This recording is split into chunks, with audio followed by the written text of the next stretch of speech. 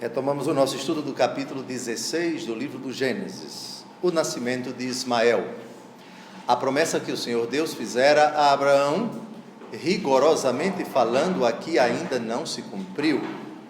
Trata-se, vamos dizer assim, de um prelúdio, um consolo, não da parte de Deus. A iniciativa, na verdade, foi de Sara, não foi do Senhor Deus.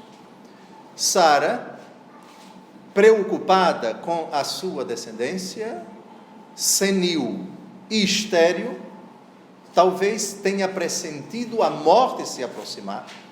Para uma mulher daquela época, como já vimos, não poder deixar a descendência era, sem dúvida alguma, uma maldição.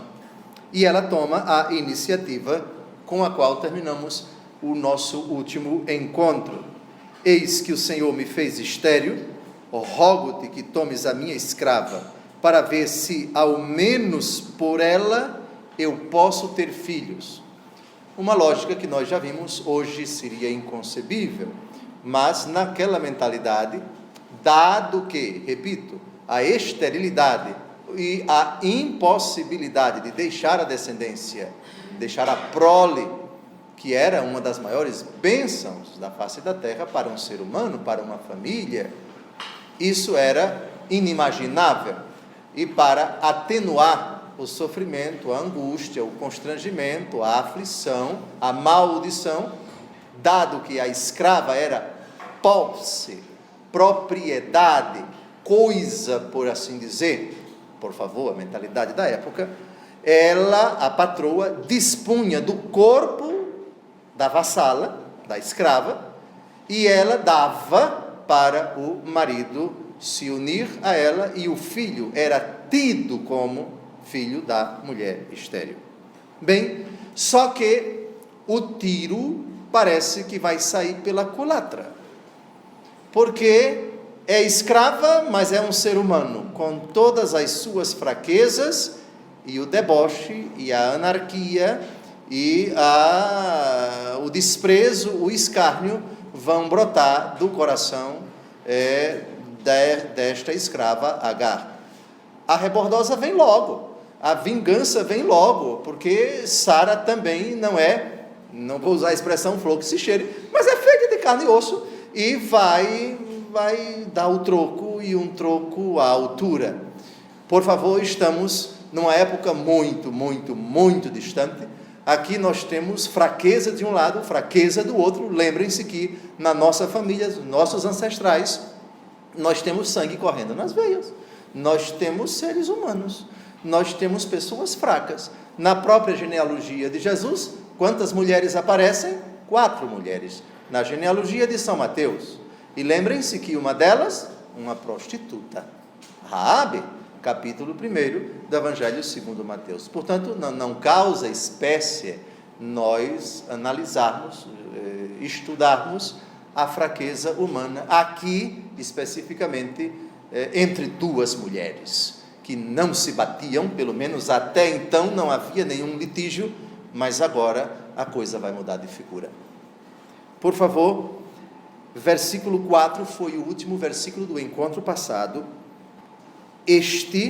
Ou seja, Abrão, aproximou-se de Agar e ela concebeu.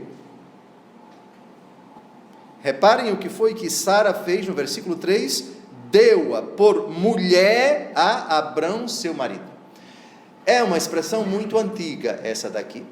Na língua hebraica, esse dar a mulher, tomar por esposa, não significa um ato estável, como se fosse bigamia.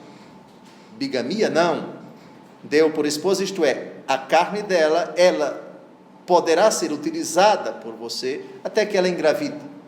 Obviamente, quantas relações sexuais aqui foram necessárias para que ela engravidasse?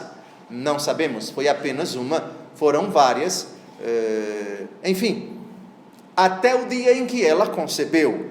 Do versículo 3 para o versículo 4, não sabemos quantos dias, não sabemos quantas semanas, não sabemos quantos meses. O fato é que até que ela concebesse, é de se imaginar, é a própria experiência da vida, que um homem que pretende engravidar uma mulher, se não consegue a primeira vez, tenta a segunda vez, a terceira vez, etc., até que não venha mais a menstruação. O que significa, muito provavelmente, ela está grávida, porque a menstruação não veio mais. Agar, vendo que tinha concebido, começou a desprezar a sua senhora.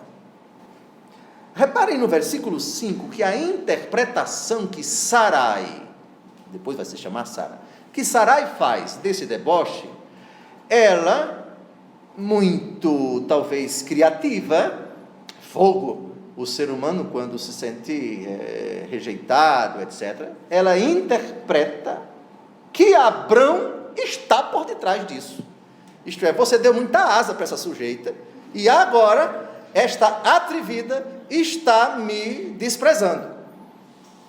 É o que a gente deduz do versículo 5, vamos analisar com atenção. Então Sarai disse a Abrão, repare que ela, como senhora, já podia, desculpe a expressão, jogar cobras e lagartos em cima da escrava.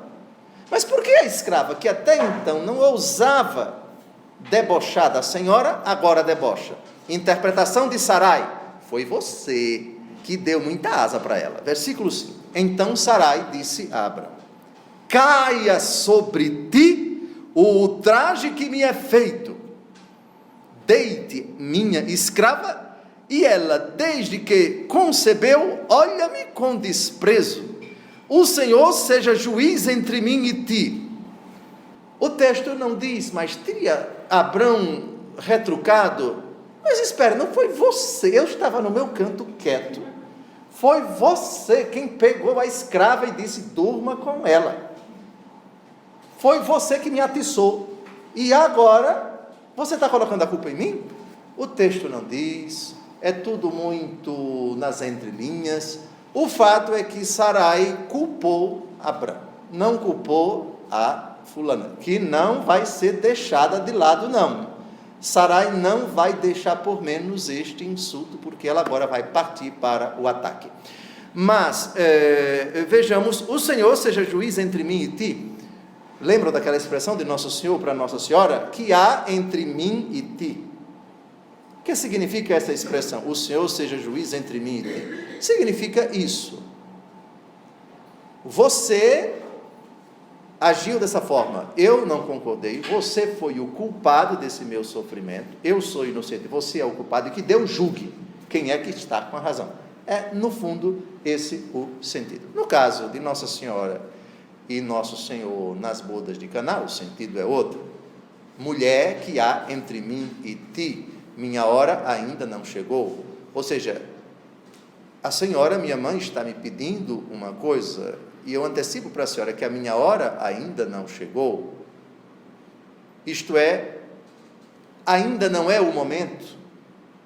É lógico que Nossa Senhora acabou vencendo, se é que se pode falar de vencer, porque Nosso Senhor Jesus Cristo se dobrou diante do pedido doce da sua mãe, não negou.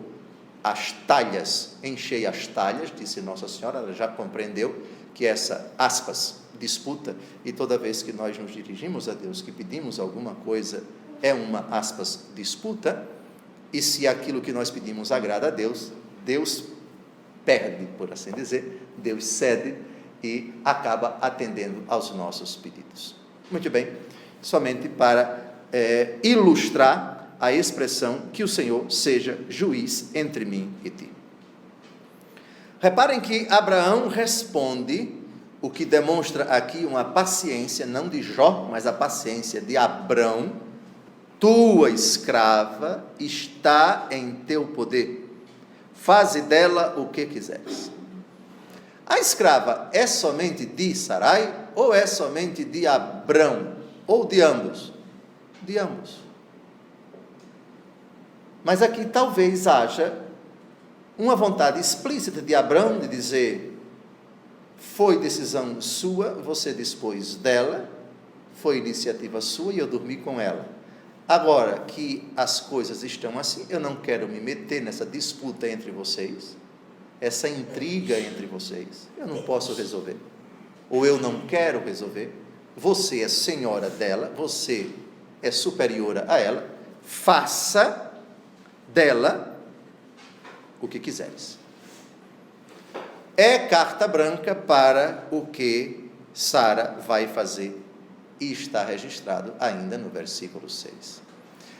Reparem a frase: e Sarai maltratou-a de tal forma que ela teve de fugir. Pergunto: Sarai poderia expulsá-la sumariamente? Dane-se daqui? Poderia. Mas talvez aqui ela tenha sido usada de uma estratégia, digamos assim, mais malvada. Eu não vou dar o gosto para que ela saia comovida. Eu vou matar na unha, assim aos pouquinhos, a cada dia. Eu vou fazer tanta raiva para ela, que ela não vai aguentar a pressão e vai se danar no meio do mundo. Dito e feito. Mulher de um temperamento forte. E que temperamento! Maltratou-a de tal forma que ela teve de fugir. Se vocês perguntarem se esse maltrato foi assédio, o que chamamos hoje de assédio moral, foi agressão física, foi palavrão, foi ironia, não sabemos. O fato é que nossa mãe, Sarai, esposa do nosso pai Abrão, com o seu gênio peculiar, aqui não dá para justificar a vingança, não dá para justificar pagar o mal com o mal, aqui é pecado mesmo, não tem para onde correr, mesmo naquele tempo, mas este gênio muito difícil de Sara acabou contribuindo para que Agar saísse de casa. Bem, pulemos agora para o versículo 7. Para onde Sarai foge? Deem uma olhada no versículo 14. O versículo 14 fala de duas cidades, Cades e Barade. Kadesh, com K-A-D-E-S-H, é uma cidade que fica, hoje pertence ao Egito, que fica ao noroeste da Península do Sinai. A Península do Sinai hoje pertence ao Egito. Então, reparem que esta cena do maltrato de Sarai a Agar aconteceu, como nós já sabemos, onde Abrão morava em Hebron, nos carvalhos de Mambré, perto de Hebron, ali, cerca de 40 quilômetros de Jerusalém, distante bastante. Para onde Sarai estava fugindo? Queria ela ir para bem longe? Teria Sara mandado alguém para persegui-la? O texto não diz. Teria ela sido uma daquelas escravas que Abrão trouxe do Egito quando ele foi para lá?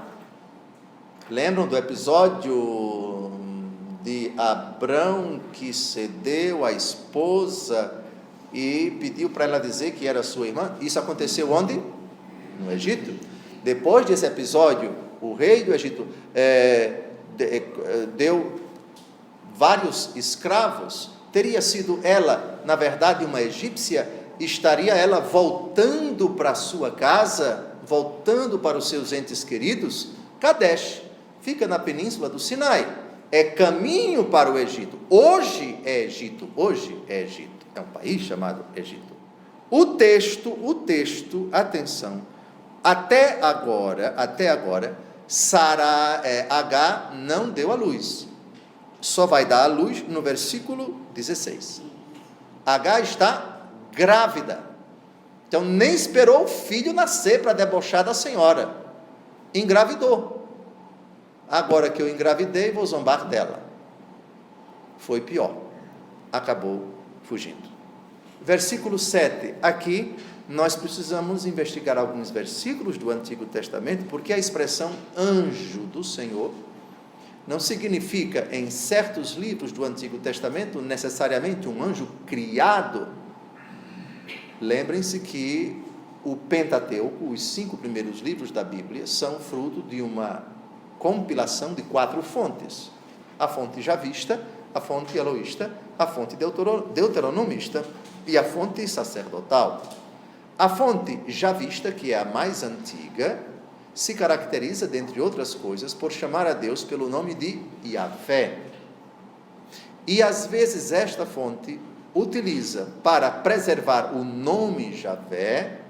Quando Deus age, não se fala de Deus, mas o anjo do Senhor.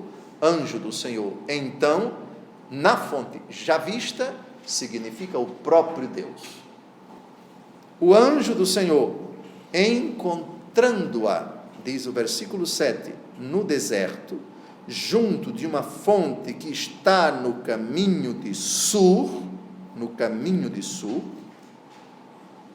disse-lhe, Agar, escrava de Sarai, de onde vens e para onde vais? Primeira observação, o Senhor Deus aqui chama Agar escrava de Sarai. Na mentalidade da época era impensável que uma escrava fugisse, mesmo apanhando, mesmo sendo humilhada, não podia fugir. Quem lembra no Antigo Testamento quem foi um escravo que acabou fugindo do seu senhor, que era muito amigo de São Paulo, fugiu para onde estava São Paulo. São Paulo batizou, escreveu uma carta que está no Novo Testamento e pediu para esse escravo voltar para a casa do seu patrão. Onésimo, a carta a Filemon. Filemon era de Colossos, atual Turquia. Era impensável, somente com uma carta de alforria, somente com uma carta do patrão que ou vendia ou dava liberdade para o escravo, é que ele não estava mais subordinado ao seu patrão. Na mentalidade da época, até São Paulo, do Antigo Testamento até São Paulo, esta atitude de Onésimo era impensável, e com muito mais razão a atitude de Sarai, de Agar, impensável, inimaginável.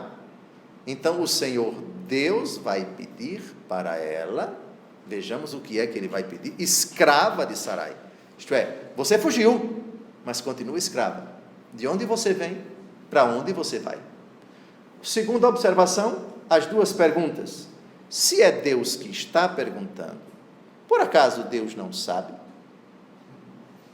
Se Deus sabe de tudo, por que ele faz esse tipo de pergunta? Nós já respondemos aqui centenas de vezes a essa colocação. Quando o Senhor Deus pergunta, não é para saber, mas para nos educar e nos transmitir algo que ele tem a nos dizer. Qual foi a primeira pergunta que o Senhor Deus fez ao ser humano? Diga qual a pergunta. Diga qual a pergunta. Onde estás? Onde estás? Eu ouvi teus passos no jardim, me escondi porque eu estava nu. Quem te disse que estavas nu? Acaso comeste do fruto da árvore da ciência do bem e do mal? O Senhor Deus faz perguntas ao homem, mas não porque ele não saiba. O bom professor, para que o aluno aprenda, precisa fazer perguntas pedagógicas, perguntas catequéticas. O professor já sabe da resposta, mas ele pergunta para motivar o aluno a encontrar a resposta, ou a responder errado, e o professor o ajudará com sua resposta errada a descobrir a resposta certa, ou para se certificar de que realmente ele sabe. No nosso caso, Deus, quando nos pergunta, não é para que ele saiba, ou para que ele se certifique, mas para que nós aprendamos, mas para que nós saiamos do estado de ignorância, de erro, de estupidez, no caso de apego ao pecado, no caso de Adão. Escutei teus passos no jardim, me escondi, porque eu estava nu. Portanto, as perguntas aqui não foram feitas por Deus, para Deus saber. Eu não estou sabendo, então eu vou perguntar para ela. Não existe isso com relação a Deus, por favor. São perguntas pedagógicas, não são perguntas capciosas, são perguntas. Deus já sabe a resposta, mas é fazendo esta pergunta, que dizem os homens a respeito do Filho do Homem. Está vendo aqui, Jesus não é Deus, ele está perguntando, é o ignorante, não sabe, se ele fosse Deus, ele não fazia esse tipo de pergunta. Não se coloca a questão dessa forma. Claro que Jesus sabe, Jesus sempre soube, porque Jesus é Deus. A pergunta é para transmitir uma mensagem, é para chegar àquilo que São Pedro vai dizer, bem-aventurado és tu, Simão, filho de Jonas, porque não foi a carne nem o sangue que te revelaram isso, mas o meu Pai que está nos céus. E depois eu te darei as chaves do reino dos céus, e assim por diante. E ela responde dizendo a verdade. Voltemos a Sarai, a Agar, versículo 8. Eu fujo de Sarai, minha senhora, respondeu ela. Ela tem consciência de que não está livre, não. Ela é uma escrava fujona, mas escrava. Muito bem. Agora vamos ao versículo 9. Volta para a tua senhora, tornou o anjo do Senhor, e humilha-te diante dela. O desavisado aqui vai chamar Deus de desumano. Mas que absurdo! Ela apanhou tanto, ela sofreu tanto na mão de Sarai, por que voltar? Os desígnios de Deus não são os nossos. Lembrem-se que aqui estamos diante de uma escrava, é verdade, escrava de Sarai. Repare que ela não diz eu sou escrava de Abrão, eu sou escrava de Sarai. Escrava de Sarai.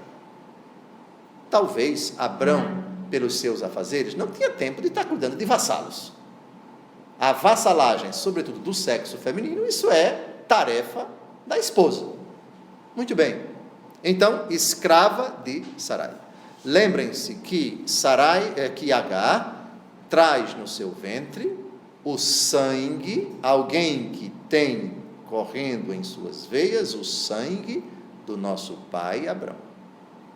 E esta criança, este ser humano que está sendo gerado no ventre de Agar, está incluído na promessa que o Senhor Deus fez quando Abrão estava em Ur da Caldeia. Eu te farei o pai de uma grande nação, abençoarei os que te abençoarem, amaldiçoarei os que te amaldiçoarem, tua descendência será tão numerosa como as estrelas do céu. E aquele que está no ventre de Agar faz parte dessa profecia. Reparem que aqui ainda nem está perto o dia da gravidez de Sarai. Ou seja, o que você guarda no seu ventre faz parte da promessa que eu fiz a Abraão. É claro que ele não disse para ela nesses termos. Volte e se humilhe. Muito bem, humilha-te diante dela. E ajuntou. Agora vejam, a promessa que o Senhor Deus faz a Agar, muito parecidas as palavras com aquelas que o Senhor Deus dirigiu a Abrão, há muito tempo atrás, na Caldeia. Vejamos. E ajuntou: multiplicarei tua posteridade de tal forma, e será tão numerosa que não se poderá contar. Primeiro, aqui nós temos o Deus Consolador. Podemos até imaginar a angústia, a aflição dessa coitada. Fugiu sozinha, o texto não diz. Escrava. Tinha dinheiro? Não sabemos. Levou víveres, comida. Como foi esse trajeto? Ora, quem já foi, ou mesmo que não tenha ido, mas quem conhece um pouco da geografia do Oriente Médio, do Oriente Próximo, aquelas terras são inóspitas, muito deserto, muita secura. A travessia dessas estradas é extremamente perigosa, sujeitos os transeuntes a assaltos, às intempéries do clima, aos animais, enfim. Realmente foi algo muito sofrido, muito sofrido. Quanto tempo demorou para uma escrava a pé? Teria ela conseguido um burrico? Não sabemos.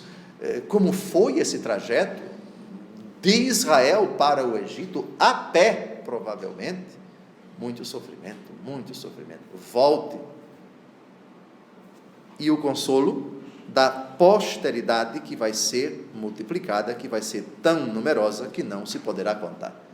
E reparem que o ramo que parte de Abrão por Agar é aquilo que nós entendemos hoje de árabes, de muçulmanos, de islâmicos, etc, etc.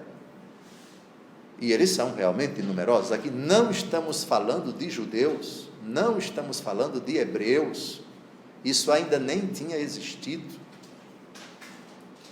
Então vejam, respeitamos essa divergência entre judeus e islâmicos, mas cronologicamente,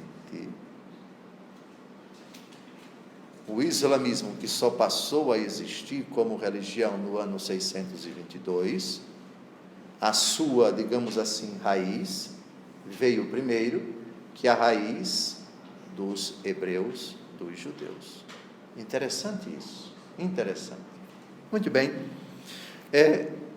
Por favor, é preciso agora que nós pulemos, ainda no livro do Gênesis, para o capítulo 25, de 12 a 18, para ilustrar a promessa que o Senhor Deus fez no versículo 10. No versículo 10, sua descendência vai ser numerosa. Eu vou multiplicar os seus descendentes. Isto é, do seu filho que está aí no seu ventre, vai nascer uma descendência extremamente numerosa. Gênesis 25, versículos de 12 a 18. Eis a descendência de Ismael, filho de Agar, a egípcia, escrava de Sara, aqui Sarai, não é mais Sarai, é Sara, dera a luz a Abraão. Estes são os nomes dos filhos de Ismael, segundo a ordem de nascimento. Vão contando, por favor. O primogênito de Ismael, Nebaiot. Em seguida, Sedar, Abdeel, Mabsam, Masma, Duma, Massa, Hadad, Tema, Getur, Nafis e Sedima. Quantos? Não existe coincidência na Bíblia, não existe, o número é sugestivo. Quantas tribos de Israel? 12. No Apocalipse, capítulo 7, 12 vezes 12, 144. Vezes 1000, 144.000. Não existe coincidência na Bíblia. Há uma convergência impressionante. Tais são os filhos de Ismael, e estes são os seus nomes, segundo suas cidades e seus respectivos acampamentos, 12 chefes de suas tribos. 12. A duração da vida de Ismael foi de 137 anos, e depois ele entregou sua alma e foi unir-se aos seus. Seus filhos habitaram desde Évila até Sur, que se encontra defronte do Egito, na direção da Assíria. Ele se instalou assim em frente de todos os seus irmãos. Bom, já antecipamos um pouco a descendência de Ismael, mas foi importante essa digressão para ilustrar. Volte a Gênesis 16, volte, para ilustrar que já aqui no livro do Gênesis, a promessa do Senhor Deus se cumpre. O garoto se tornou um patriarca. Então, o que o velho Jacó, cujo nome vai se mudar para Israel, vai ser para os judeus, Ismael para o outro ramo que veio do nosso pai Abraão. Somos a mesma família, quer queira, quer não. Segundo a carne, nosso pai Abraão, dele vieram as 3 religiões monoteístas. Voltemos agora para o versículo 11. Disse ainda mais, é o Senhor Deus que está falando, é o anjo do Senhor, versículo 7, uma forma da fonte javista de se referir a Deus. É Deus que está falando. Disse ainda mais, estais grávida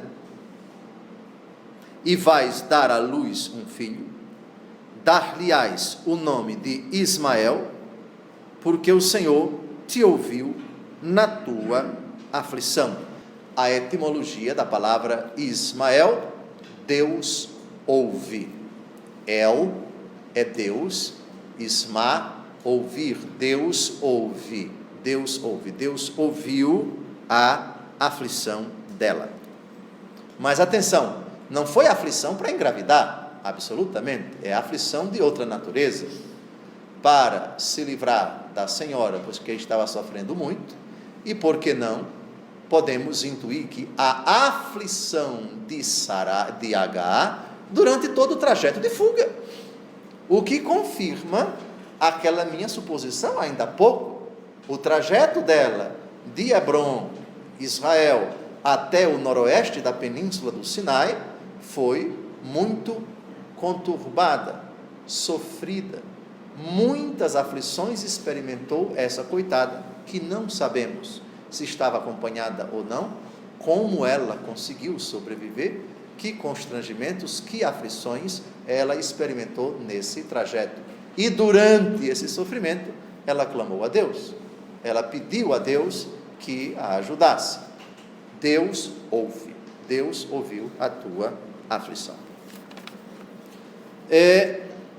Eu queria ainda, a respeito da expressão anjo de Deus, citar alguns textos do Antigo Testamento, onde aparece o anjo de Deus, que na verdade é o próprio Deus, mas vamos ainda adiante. Deus está falando no versículo 12. Este menino será como um jumento bravo, sua mão se levantará contra todos, e a mão de todos contra ele, e levantará sua tenda defronte de todos os seus irmãos. Irmãos? Que irmãos? Lembrem-se na Escritura que a palavra irmão não necessariamente significa filho do mesmo pai e da mesma mãe. Como foi que Abrão chamou Ló, que era seu sobrinho? Não vamos brigar, não haja disputa entre nós dois, porque nós somos irmãos. Lembram disso? Voltemos somente para ilustrar Abrão e Ló. Gênesis capítulo 13, versículo 8. Abrão disse a Ló: rogo-te que não haja discórdia entre mim e ti, nem entre nossos pastores, pois somos irmãos. A expressão irmão, na língua portuguesa, é o resultado da tradução dessa expressão na língua hebraica. A palavra irmão, se não me engano, H-A, é uma expressão bem genérica. Uma língua que não é muito rica de vocábulos, qual é a tendência de uma língua que não é muito rica? Que uma palavra signifique muitas coisas e depende do contexto. Parece-me que a língua japonesa, a língua chinesa, um mesmo caractere, dependendo do contexto, pode ter 30, 40, 50 significados. O que é impensável na nossa língua portuguesa, que é muito rica para tipificar graus de parentesco. Aqui, Agar está grávida. Ismael ainda não tem nenhum irmão que venha do mesmo ventre de sua mãe. Aliás, a Escritura não diz se Agar teve outros filhos. Mas Ismael é filho de Abraão. E Abraão vai ter não apenas Isaque como seu filho, ele vai ter muitos outros filhos de outras mulheres. Muito bem, então voltemos ao versículo 12. Ismael vai ser, a própria narrativa do versículo 12 já aponta para um rapaz de um temperamento muito forte, uma pessoa, um verdadeiro guerreiro, uma pessoa de uma grande capacidade de litigância, e o relacionamento dele vai ser um relacionamento difícil com os seus parentes. Sua mão se levantará contra todos e a mão de todos contra ele. Não sabemos exatamente como isso se traduziu, porque o texto, a escritura, o livro do Gênesis, é muito sóbrio com relação aos detalhes da vida de Ismael. O fato é que ele, nessa profecia, nesse anúncio do Senhor Deus, haveria de ser uma pessoa que não se dava bem com seus entes queridos. Paciência, acabou sendo assim. E levantará a sua tenda defronte de todos os seus irmãos. Ou seja, ele não moraria longe dos seus parentes, moraria perto. Malgrado isto, o relacionamento seria muito difícil entre eles. Versículo 13. Agar deu ao Senhor que lhe tinha falado o nome: vós sois El Roi, porque, dizia ela, não viu eu aqui mesmo o Deus que me via? Literalmente, diz a nota da Bíblia Ave Maria, sois um Deus de visão, um Deus que me vê, El Roi. E por isso, deu-se, diz o versículo 14, aquele poço, o nome de poço Lahai Roi. Ele se encontra entre Cades e Barat. Já sabemos, Cades fica no sul da península, no noroeste da península do Sinai, mais ou menos naquelas imediações do Mar Vermelho, onde o povo haveria um dia, o povo hebreu haveria de passar em direção à terra prometida. Esse poço vai aparecer no capítulo 24, versículo 62.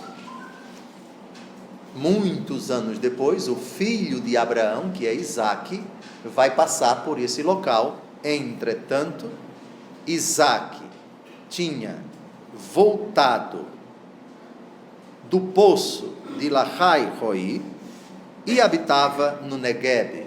O deserto do Negueb, nós já sabemos, parte dele é Israel, sul de Israel, e parte dele já entra no Egito, mais ou menos naquelas imediações da península do Sinai. Um deserto muito grande. Os limites do deserto do Negueb naquele tempo são diferentes dos limites do deserto do Negueb hoje. Muito bem.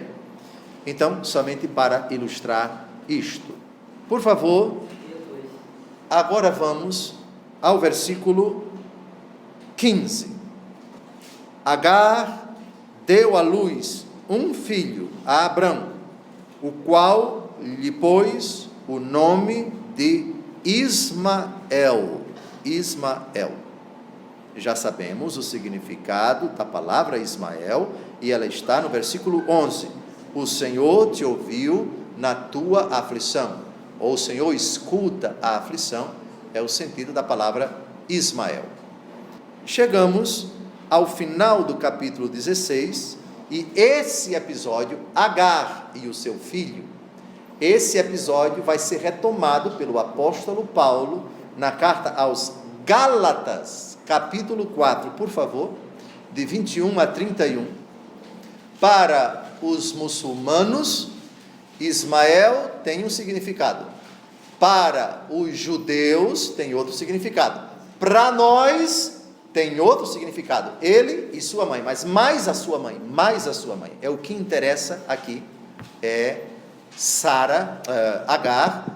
Qual o sentido para os cristãos dessa escrava, dessa personagem, matriarca, por assim dizer, deste ramo que tem como tronco o nosso pai Abraão. Dizei-me, vós que quereis estar sujeitos a uma lei, não ouvis a lei? A Escritura diz que Abraão teve 2 filhos, um da escrava e outro da livre. O da escrava, filho da natureza, e o da livre, filho da promessa. Nestes fatos há uma alegoria. Daqui a pouco explicarei o que é uma alegoria. Visto que aquelas mulheres representam as duas alianças. Uma, a do Monte Sinai, que gera para a escravidão, é Agar. O Monte Sinai está na Arábia. Corresponde a Jerusalém atual, que é escrava com seus filhos. Mas a Jerusalém, lá do alto, é livre. E esta é a nossa mãe. Porque está escrito: alegra-te, ó estéril, que não davas à luz. Rejubila e canta, tu que não tinhas dores de parto. Pois são mais numerosos os filhos da abandonada do que daquela que tem marido. Isaías 54, versículo 1. Como Isaque, irmãos, vós sois filhos da promessa. Como naquele tempo o filho da natureza perseguia o filho da promessa, o mesmo se dá hoje. Reparem, já naquele tempo, o atrito que existia entre os dois ramos. Ismael não se dava bem com Isaque. Nós vamos ver depois, porque Sara vai voltar, Agar vai voltar, a criança vai nascer e vai crescer no seio da família. Depois nasce Isaque. Quando Isaque, já uma criancinha, começa a crescer, e Sara vê os dois meninos brincando, repare que bonito. Sara de novo tem uma crise de raiva e bota a mãe agora para correr de novo. Mas esse faniquito de nossa mãe na fé, vamos tratar em outra ocasião. Que diz, porém, a Escritura? Lança fora a escrava e seu filho, porque o filho da escrava não será herdeiro com o filho da livre. Pelo que, irmãos, não somos filhos da escrava, mas sim da que é livre. Aqui São Paulo não visa ao que hoje nós entendemos por muçulmanos, por favor. Os muçulmanos só vão aparecer, os discípulos de Alá, a religião islâmica só vai aparecer no ano 622. Aqui é escravidão, lei de Moisés, e a lei da graça, a vida da graça. Portanto, antiga lei, antiga promessa, e nova lei, nova promessa. Aqui a diaposição, aqui a separação, não é entre judeus e islâmicos. Isso ainda não existia. São Paulo nem imaginava isto. Alegoria, como o próprio nome já disse, por favor, versículo 24, é uma representação. O que é uma representação? É uma outra forma de você apresentar uma realidade. E você usa, não digamos uma comparação. Comparação é metáfora, metáfora é parábola. Aqui nós temos uma identificação. Eu sou o bom pastor. Isso não é uma parábola, isso é uma alegoria. Eu sou a porta de Jesus. João capítulo 10, versículo 9. Isso é uma alegoria. A Jerusalém celeste é nossa mãe. Por favor, leia o versículo 25 de Gálatas capítulo 4. Também é outra alegoria. Você faz uma afirmação, onde você tem uma representação, identificação. Jesus Cristo é a rocha. Não há outro fundamento que precisa ser colocado, senão este Jesus Cristo, diz a 1 Coríntios capítulo 3. Jesus é a rocha. Eu sou a luz do mundo, quem me segue não andará nas trevas. Há uma identificação entre a pessoa de Jesus e uma realidade da natureza. Isso é a alegoria. Está claro? Então, Agar representa a antiga realidade, representa o que? De novo, escravidão, representa o antônimo da realidade evocada na pessoa de Sara, que gerou Isaque. Portanto, a descendência segundo a promessa. Ismael é a descendência segundo a natureza. Sim, mas Isaque também não é segundo a natureza, não nasceu do ventre de Sara, certo? Mas quando o Senhor Deus prometeu a descendência a Abraão, visava explicitamente de Sara. Lembrem-se do diálogo de Abrão com o Senhor Deus, que vimos no encontro passado. Atenção, se é verdade que Ismael é descendência de Abraão segundo a carne, mas quando o Senhor Deus no passado prometeu a Abraão, ele não visava a pessoa de Ismael e todos os seus descendentes. Não é isto. Leia, por favor, Gênesis, capítulo 15. Abrão pensava que o herdeiro de sua casa seria Eliezer de Damasco, um escravo. Vejam o versículo 2. Mas não.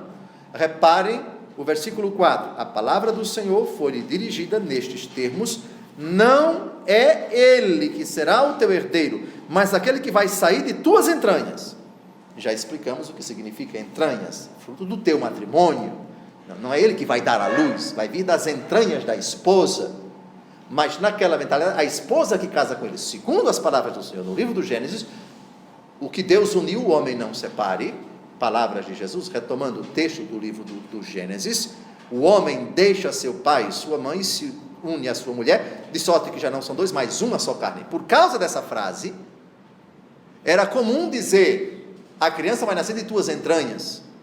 Por quê? Porque tua mulher que é casada contigo é uma só carne contigo. Como a criança vai nascer do ventre dela e ela é uma contigo, vai nascer das tuas entranhas. Entenderam? Entenderam aqui? Entenderam? Lógico que isso hoje, no Brasil, no nosso mundo ocidental, não se usa essa expressão, não é? Quando fala, vai vir fruto de tuas entranhas, a gente pensa logo em mulher, e pensa logo no útero da mulher, e pensa logo no parto, que vai ser coisa da mulher, é ela que vai ser a protagonista e não o homem.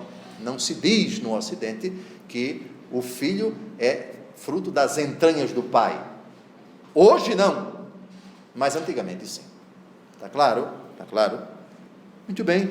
Então, feita esta comparação, esse texto que é imprescindível desse momento marcante da história da revelação lá no Antigo Testamento, terminamos o capítulo 16. Por favor, Gálatas 4, de 21 a 31, é de fundamental importância para fazermos uma leitura cristã desse momento da vida de Abrão, da vida de Sarai, que ainda não engravidou, só vai engravidar a partir do versículo 21, a gravidez de Sarai, já Sara, vai acontecer no capítulo 21. Esse momento da história da revelação é de grande importância para nós, e por isso peço a vocês para memorizarem Gálatas 4, de 21 a 31. No próximo encontro, se Deus quiser, retomaremos, sábado, vamos ter o nosso encontro, se Deus quiser, o capítulo 17. Deus vai fazer uma aliança com Abrão e uma instituição antiquíssima, a que nosso Senhor Jesus Cristo se submeteu, a circuncisão, que equivale ao nosso batismo. O que o batismo é para os cristãos, a porta de entrada na profissão de fé católica com a própria profissão de fé, a circuncisão é para os judeus. Até hoje. Até o próximo encontro, se Deus quiser.